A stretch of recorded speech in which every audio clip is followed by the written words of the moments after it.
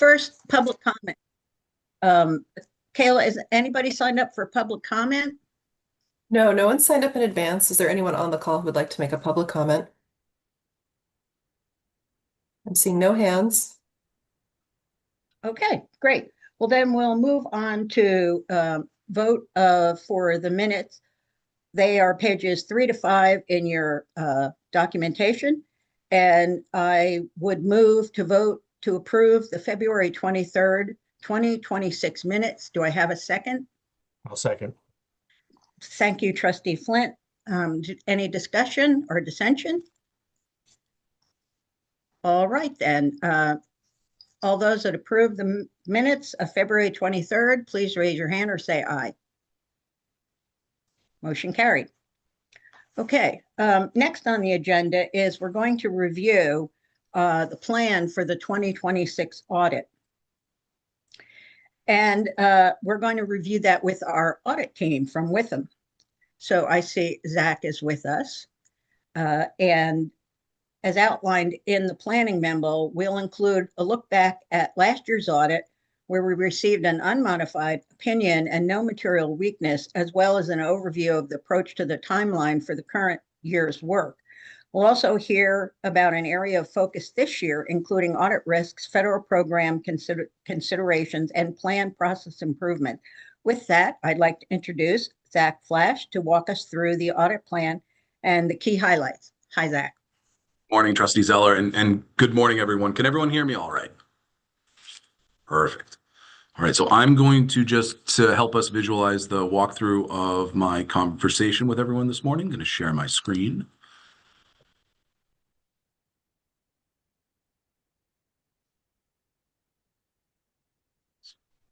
And can everyone see the shared PDF? Yes. Perfect. Thank you. Again, good morning. It's a pleasure to be here as always. My name is Zach LaFlash. I'm an audit partner with Witham Smith and Brown. For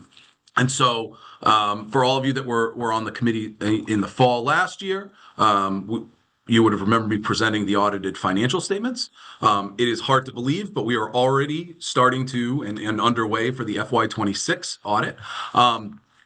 In May, what we like to do is go through just the overall plan for the audit, kind of touch base as to what happened last year, and as well as address any changes in both our audit plan, but also in accounting regulations and guidance. And so with that said, I'm just going to start looking back at the prior year audit. And so we did conduct the 2025 audit entirely remotely. And one of the key themes with any audit, but specifically and especially with a remote audit, is consistent and timely communication. And so we look forward to continuing that for the FY26 audit with regularly scheduled meetings, both within the audit team, but also between the audit team and the college team. I'd much rather send an email and have a meeting and have it be very brief than not have one and have something missed.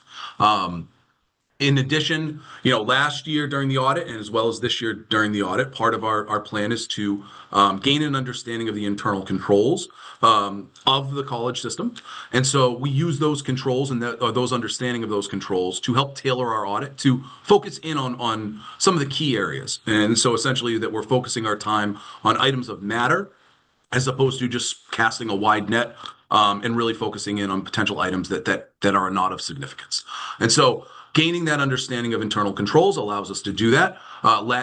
During the course of the audit, if we become aware of any issues with internal controls, we do include those in our internal control report, and we bring them up to management's attention, but also to this committee. And so I can happily say that last year we did not identify any issues in internal controls. Had we can classify those as either a material weakness or significant deficiency, based on the varying level of the severity. But like I said, there were no items that were noted as of last year, so there was nothing included within the report. We didn't have any disagreements with management or difficulties encountered in performing the audit.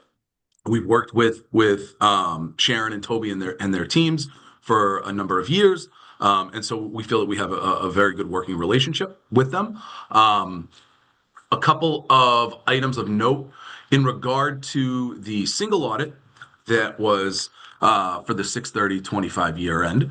If everyone remembers, the compliance supplement for that was significantly delayed by the federal government. And so we were a little off schedule with that since we couldn't issue the single audit report until the compliance supplement was released. We did have one finding included in that prior year audit, and that was that the current policies for your information security plans were outdated. Essentially, the college updated their procedures to reflect changes in the environment and changes in operations at the college, but the written policies themselves were lagging behind. And so that was an ongoing effort from the college to update those and memorialize those and formally document those going forward. We did have 5 major programs for the FY25 audit, and I believe 8 major programs for the year before that. As I will touch a little later on in this memo, the threshold for those major programs has gone up from $750,000 to $1 million.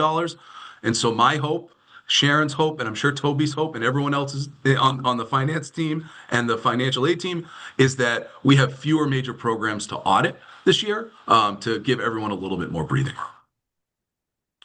And so, were there any questions about the prior year auditor engagement?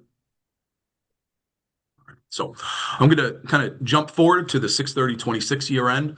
And so, our audit approach, it really is, whatever, we like to say, the saying, if it's not broke, don't fix it, isn't accurate with an audit, right? There's always improvements that can be made. There's always changes that happen. And so what we try to do is pull from what worked, such as the consistent and constant communication, and build upon those, right? So to further refine the audit process.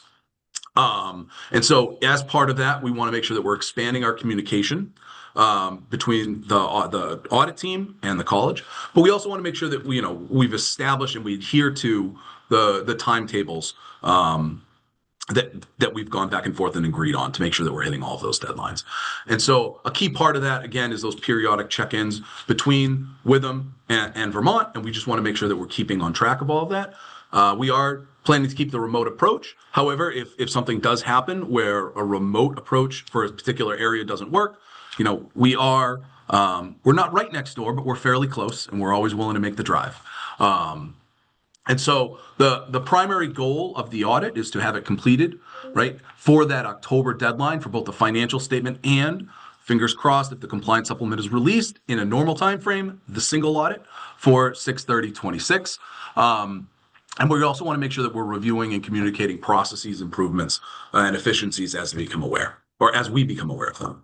And so, as with any audit, there are risks. And so certain areas that we're looking at, particularly for our higher education audits, has to do with a going concern assessment. We want to make sure that we're looking at those assessments and the current market that's out there for the colleges, any potential material errors for non-routine transactions. There are cycles that are set up that address the vast majority of the transactions that occurred during the course of the year. However, those larger unusual ones typically fall outside of those normal procedures. And so we try to hone in on those. And then we always look at threats to independence, just to make sure that everyone is truly independent in both appearance and in fact. So as I mentioned before, for the single audit, we are going from $750,000 to $1 million for the major program threshold. And essentially what that is, we're provided a schedule of expenditures of federal awards. And if a grant under a federal listing number exceeded in prior years $750,000, and we did not audit that grant in the 2 previous years, we had to test that grant. There's no auditor discretion with that. It's considered a high-risk A program. We absolutely have to test it and perform auditing procedures on that. By increasing the threshold to $1 million, and some of you may remember when it went from 500 to 750 a number of years ago. Essentially what they're saying is that, they understand that there's inflation. $750,000 today is not $750,000 5-6 years ago. And so it's trying to recalibrate, where they want us to look for those major programs.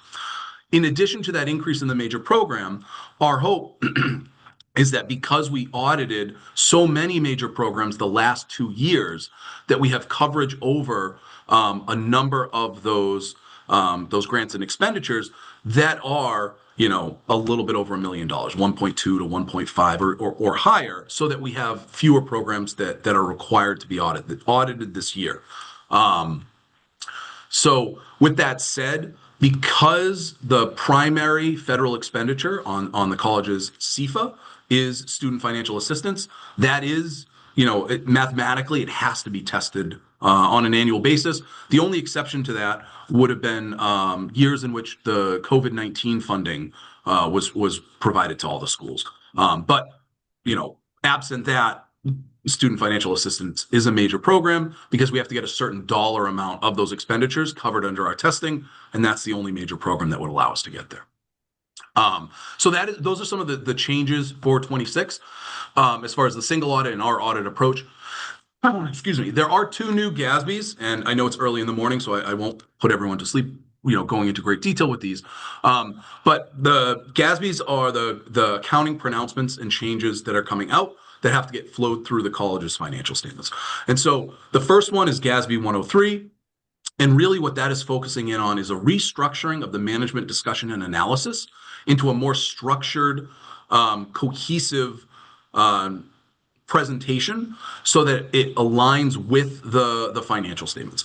Over the last 15 or 20 years, a lot of the financial statements, not necessarily in Vermont, but just as an industry, have really been expanded to talk about items that really aren't a direct impact of the financial statements, and they're not really analyzing the financial statements or projecting out how the college is going to respond to certain financial challenges. And so this is really just a refocusing of the MD&A, allowing readers to have set criteria that they can expect to see within the MD&A to address their general questions about the operations of colleges. In addition to the MD&A, it does rework some of the classifications on the statement of revenues and expenditures.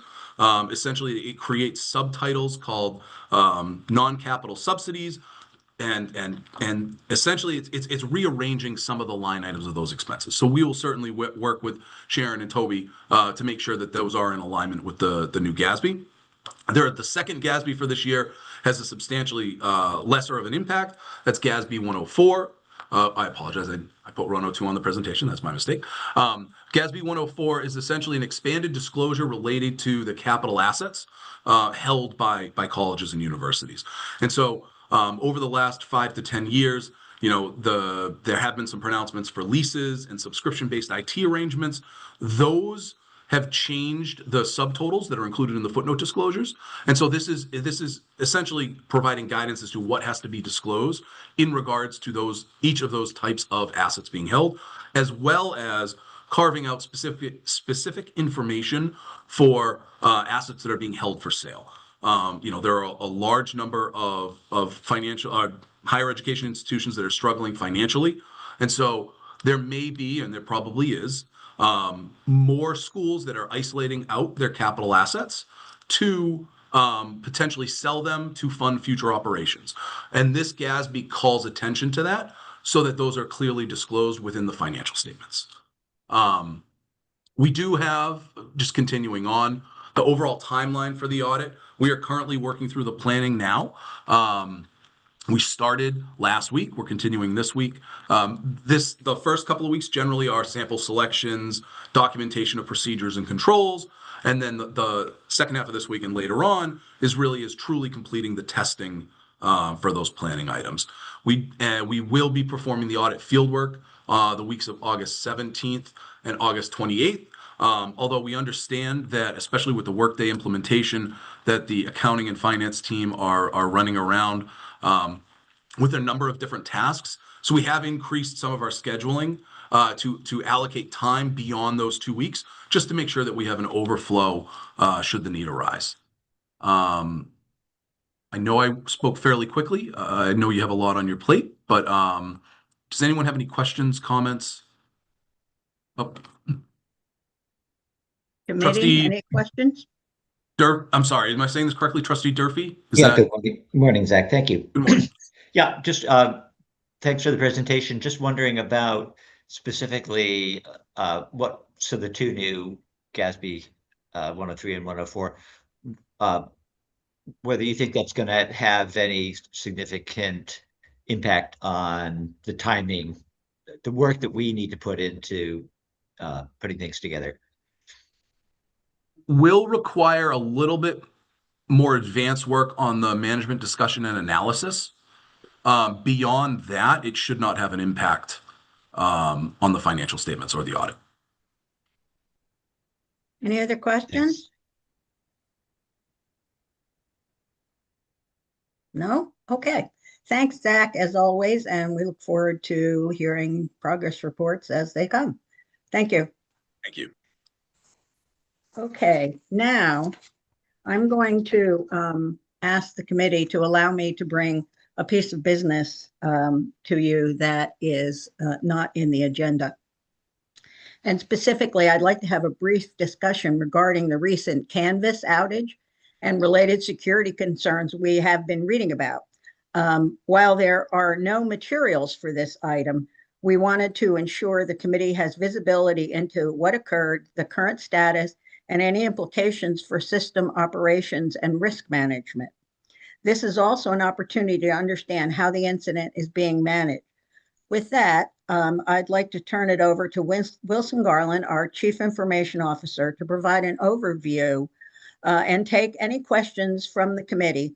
Please note, if the questions are more detail-oriented, Wilson and or Patty Turley may ask us to go into an executive session because we don't want to be disclosing any specific security procedures.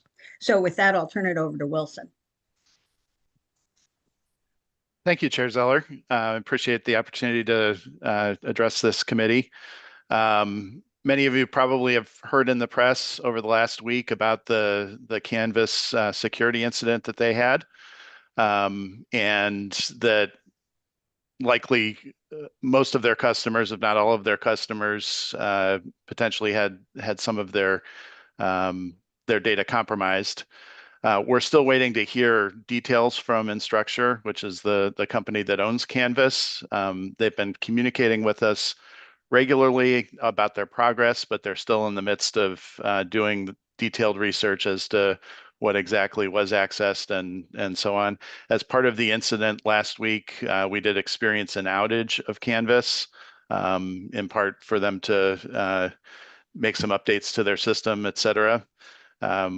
The access to the system has been restored, and we have students and faculty in the system now completing their work for the semester.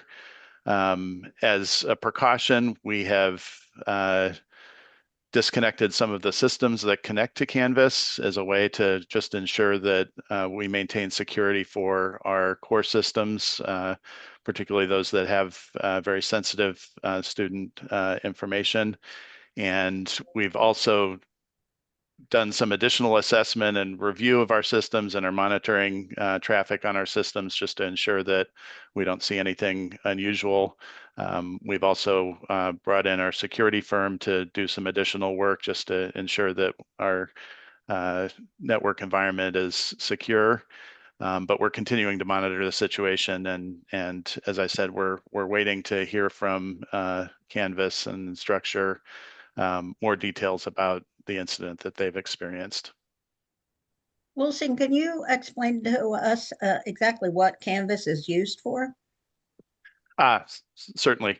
Canvas is the system that we use to host our courses, primarily online courses, but I think all courses now also have a Canvas instance where students submit their work and communicate with faculty and their peers in the courses.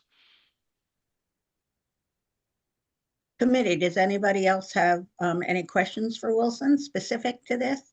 I believe you all should have gotten an email from him earlier this week letting us know. So any particular questions?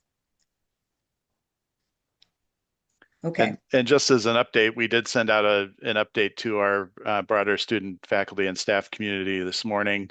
And I know that both institutions have communicated with their students and faculty related to the event and how that may impact their timing of completing the semester and grading, et cetera.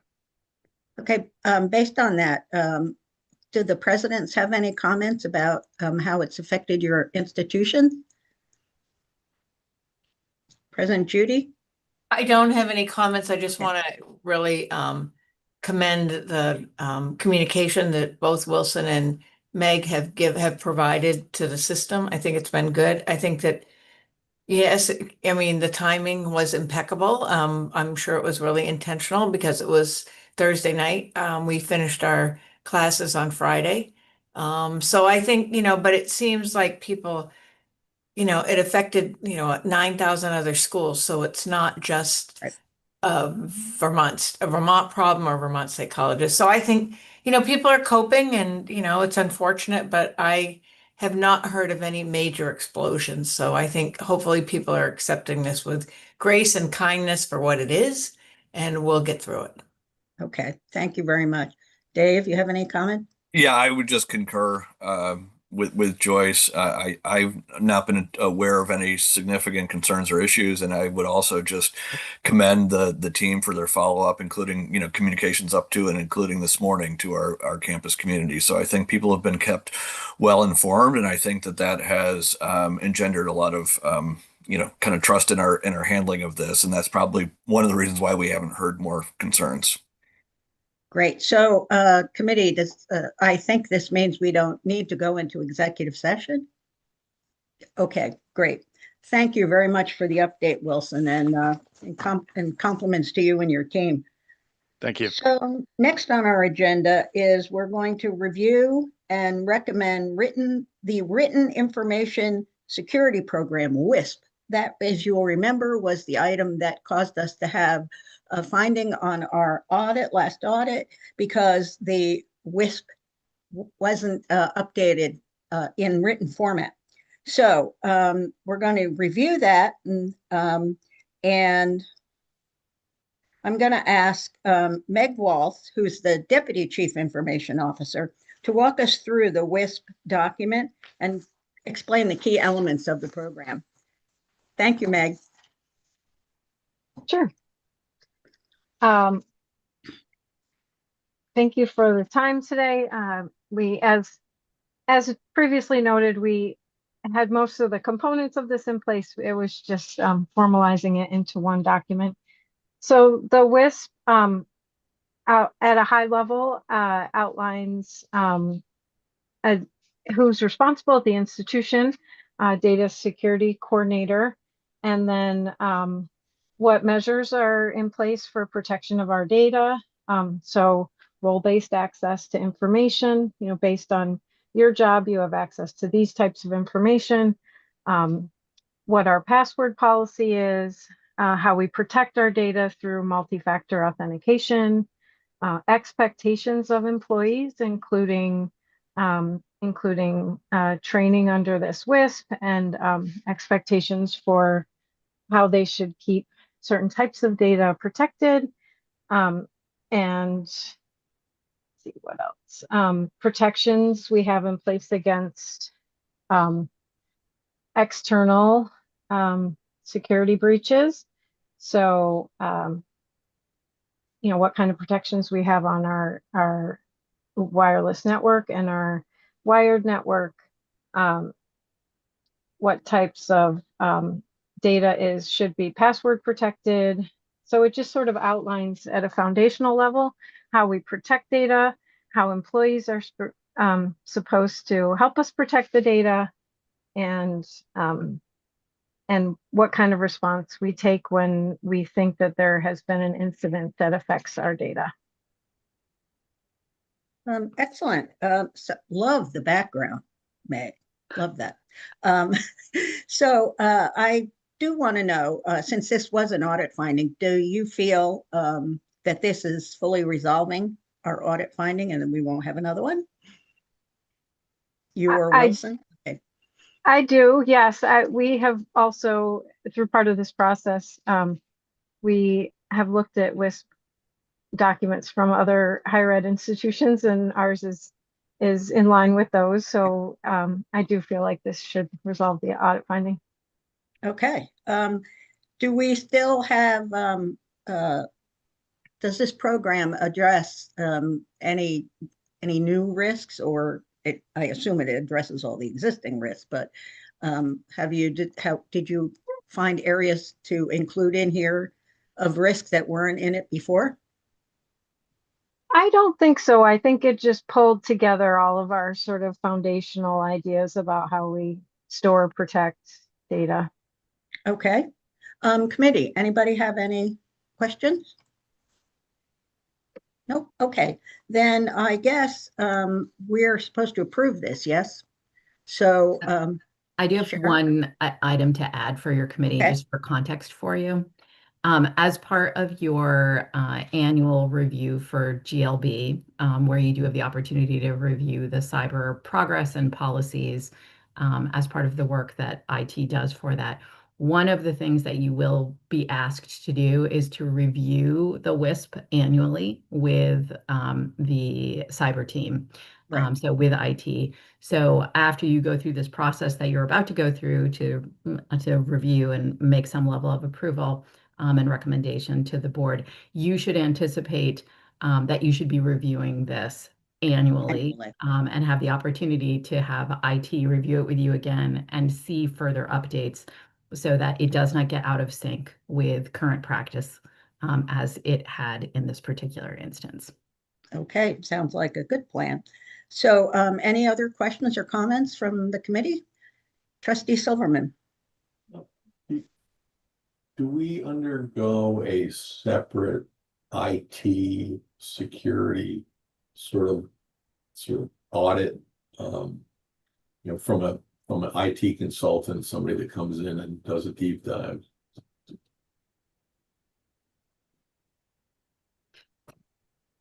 Wilson, you want to take that? Absolutely. Trustee Silverman, yes, we do sort of continue to audit our specifics of our cybersecurity program on a regular basis, in part as a related cycle with our cyber insurance. We have to apply every year, and as part of that, we submit an application that includes a lot of review of our specific cyber program. In addition to that, we have been holding an annual tabletop event, which allows us to practice with various leaders across the system our procedure for handling cyber events. And then we also have been routinely engaging in a penetration test by an outside third party, and both the tabletop and the pen testing are done by held by and hosted by third party folks. So that's what we do on a regular basis. We're also in the process of continuing to monitor how we are measuring ourselves against our standards. And there's a standard out there called NIST that we're looking to align our practices against. And then we also have a security score within Microsoft that we track as well. So there's a number of different things, but I would say the tabletop and the pen test are sort of the two that are externally driven. Any external social engineering testing? Our intent is to include that as part of our pen test this year, and that would be a change from last year's pen test. And do you think that the reporting that you get from that is worthy to actually be presented to the audit committee? I think it certainly could be in executive session. Thank you. Okay. Any other comments or questions? Thanks very much, Meg and Wilson. So now, if there's no more discussion, I'd like to call a motion to approve and recommend to the board that for the ultimate authorization for this WISP. So I will make a motion that we approve and recommend to the board this adoption of the WISP as written. Can I have a second, please? Thank you. Thank you, Trustee Silverman. Any additional discussions? Okay, all those in favor, say aye or raise your hand. Opposed? Great, motion carries. Thank you. The next item on our agenda is other business, which I sort of brought forward, but does anybody else have anything other to discuss? Oh, okay. So I'm going to ask for, I'm going to call this meeting adjourned. And those of you that are on the F&F committee, we'll see you at 10. Thank you.